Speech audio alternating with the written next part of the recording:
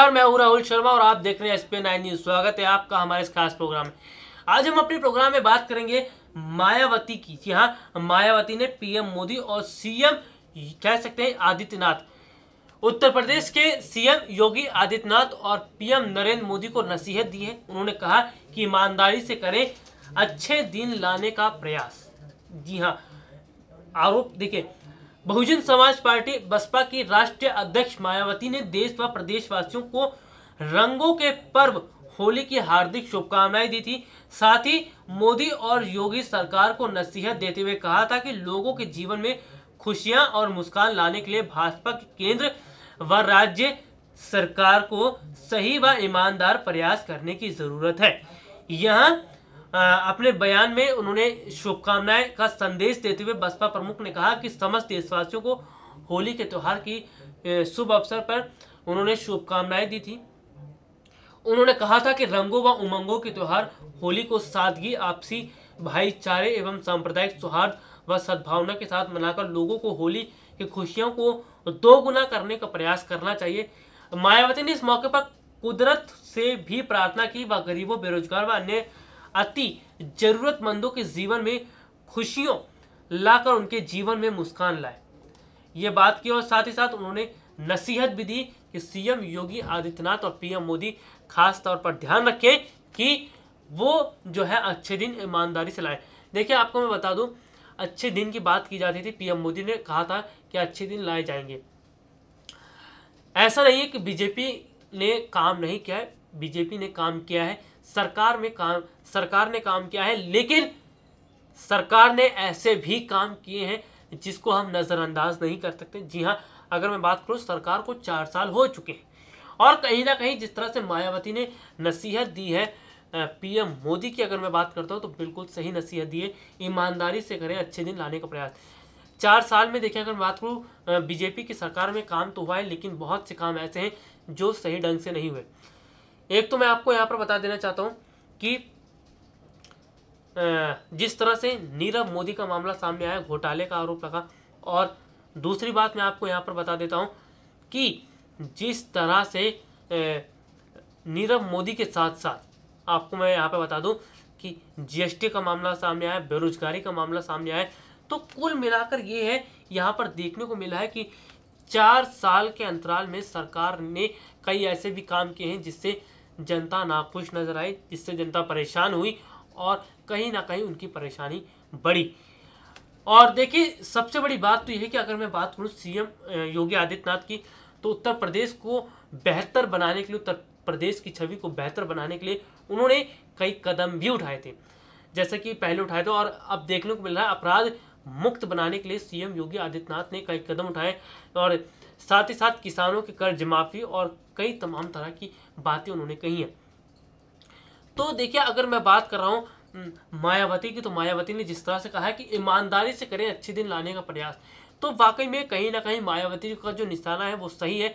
और आपको मैं बता दूं कि जिस तरह से मोदी सरकार की अगर मैं बात करता हूं, तो पीएम मोदी ने खुद रोजगार के जो मुद्दा है, बेरोजगारी को लेकर एक गलत बयान दिया था। उन्होंने जिस तरह से कहा था कि पकौड़ा बेचना जो है रोजगार की श्रेणी में आता है, ये गलत काम नहीं है, तो उससे युवा वर्ग के लोग काफ़ी नाराज़ हो गए थे।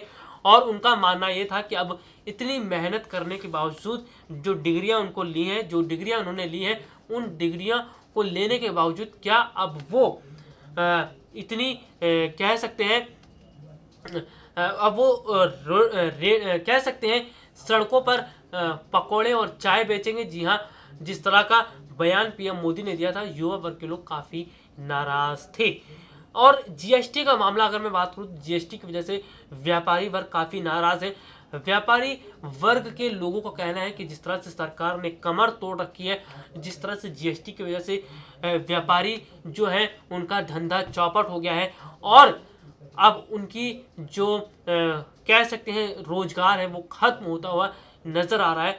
तो ये सब चीज़ें दिखाता है सरकार की नाकामी, किस तरह से सरकार ने महंगाई बढ़ाई है और जीएसटी लागू किया और बेरोजगारी जिस कदर बढ़ी है। तो ये सब चीज़ें चुनाव के दौरान देखने को मिलती है और चुनाव के दौरान जनता जो है इन सब चीज़ों को ध्यान में रखकर ही वोट करती है और कहीं ना कहीं पीएम मोदी को जो बेरोजगारी बढ़ रही है इसको कम करने के लिए, रोजगार के नए अवसर तलाशने के लिए तमाम तरह की सुविधाएं करनी चाहिए, तमाम तरह के कदम उठाने चाहिए। अगर जीएसटी की बात करूं, जिस तरह से व्यापारी वर्ग काफ़ी नाराज़ है, तो व्यापार को बढ़ावा देने के लिए भी सरकार को बड़ा कदम उठाना चाहिए।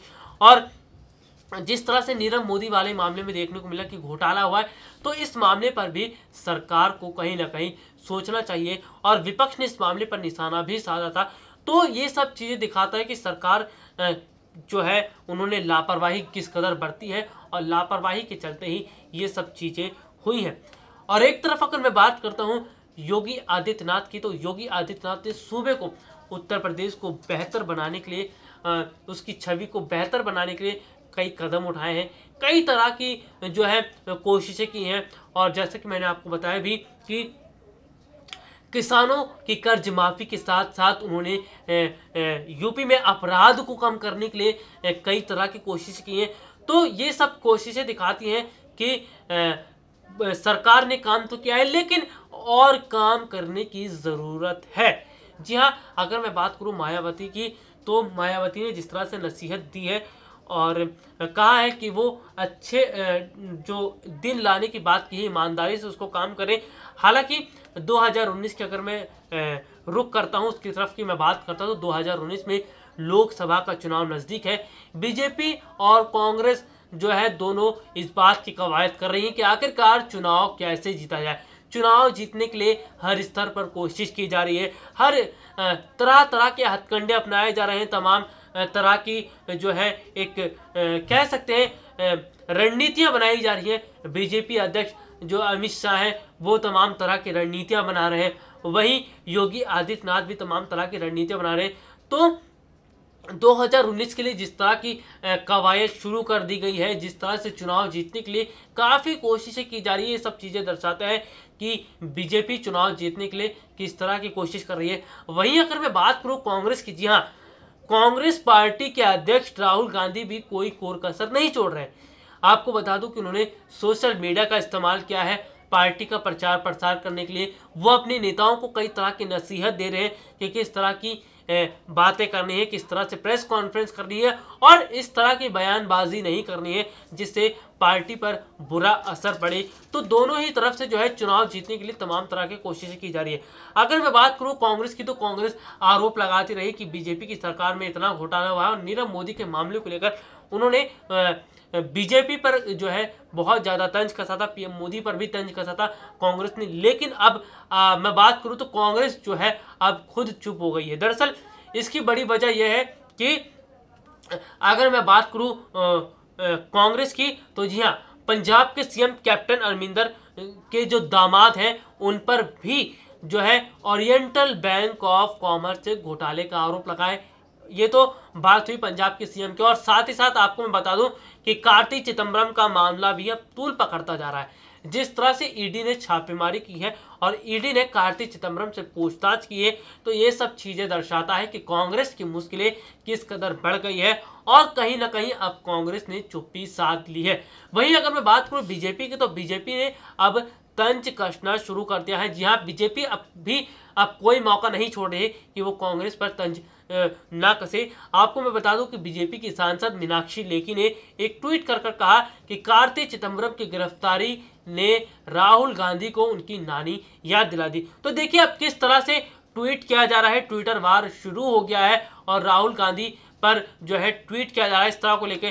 तो कहीं ना कहीं जिस तरह की बातें देखने को मिलती थी कि राहुल गांधी पीएम मोदी पर पीएनबी महा घोटाले को लेकर आरोप लगा रहे थे, निशाना साध रहे थे, लेकिन अब वही राहुल गांधी कटघरे के सवालों में खड़े हुए थे नजर आ रहे हैं, और वही जो है एक मुसीबतों में अब फंस गए हैं। 2019 का चुनाव नज़दीक है लोकसभा का। अगर 2019 का लोकसभा चुनाव जीतना है तो कांग्रेस को ही नहीं, बीजेपी को भी कई कोशिशें करनी होंगी। लेकिन अगर मैं बात करूं बीजेपी की, तो बीजेपी सरकार को 4 साल हो चुके हैं। तो कुल मिलाकर कहने का यही है कि 4 साल तो हो चुके हैं, लेकिन जनता का मानना यही है कि 4 साल के अंतराल में कोई अभी ऐसा काम नहीं हुआ है कि जिससे जनता खुश हो। लेकिन देखने वाली बात तो यह रहेगी कि आखिरकार 2019 में लोकसभा चुनाव कौन सी पार्टी जीतेगी। बहरहाल तब तक के लिए हमें इजाजत दीजिए। नमस्कार।